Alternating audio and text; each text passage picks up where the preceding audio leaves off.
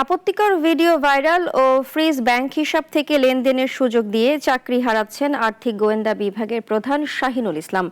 প্রাথমিক তদন্তে ভাইরাল ভিডিওটি সঠিক বলে নিশ্চিত হয়েছে কেন্দ্রীয় ব্যাংক। আর এনা গ্রুপকে ফ্রিজ হিসাব থেকে লেনদেনের বিশদ তদন্ত শুরু করেছে নিয়ন্ত্রক কর্তৃপক্ষ। অবশ্য বাছাই কমিটির তালিকায় না থাকা শাহিনুল ইসলাম নিয়োগ পেলেন কেন, সেই আলোচনা এখন ব্যাংক পাড়ায় সবার মুখে। সাইদার মানের রিপোর্টে বিস্তারিত। বাংলাদেশ ব্যাংক বাংলাদেশ আর্থিক গোয়েন্দা ইউনিটের কাজ সুশাসন নিশ্চিত করা, ব্যাংক খাত তথা অর্থনীতির শাসন তদারকি ও অনিয়ম সংগঠিত হলে ব্যবস্থা গ্রহণও তাদের কাজ। কিন্তু কিছু কর্মীর কারণে সাবেক সরকারের আমলে যেমন বিতর্ক আর প্রশ্নের মুখে পড়েছে আইনি এই দুই প্রতিষ্ঠান, তার রেশ এখনও শেষ হয়নি। এবার ব্যক্তিগত আপত্তিকর ভিডিও বেরিয়ে এলো আর্থিক গোয়েন্দা ইউনিটের শীর্ষ নির্বাহীর। কর্মীর এই বিতর্কিত কাণ্ডে বিব্রত সংশ্লিষ্ট সবাই। এটা কেন্দ্রীয় ব্যাংকের তরফে না, প্রতিটা ইনস্টিটিউশনের একটা কোড অফ কন্ডাক্ট থাকে।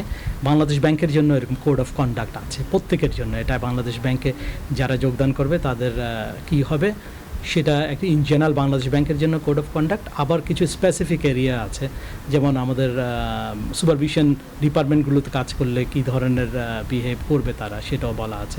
কেবল তাই নয়, অনিয়ম করে নিয়োগ পাওয়া বিএফআইইউ হেড ফ্রিজ থাকা ব্যাংক হিসাবে লেনদেন করার সুযোগ দিয়েছে এমন তথ্য বেরিয়ে এলো।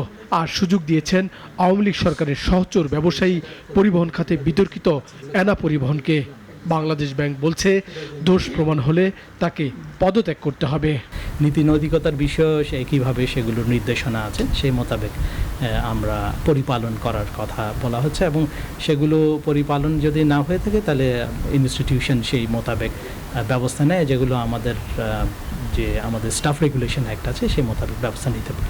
দুই বিতর্কিত কাণ্ডের বিশদ তদন্ত শুরু করেছে বাংলাদেশ ব্যাংক।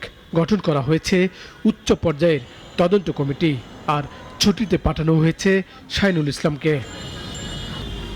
সূত্রগুলো বলছে অন্তর্বর্তী সরকারের আমলে নিয়োগ পাওয়া শাহিনুল এ সংক্রান্ত সার্চ কমিটির তালিকাতেও ছিলেন না। যাচাই বাছাইয়ের প্রক্রিয়ায় যে তিনজনের নাম ছিল তাদের বাদ দিয়ে সরকারের একটি পক্ষের সুপারিশে নিয়োগ পান শাহিনুল।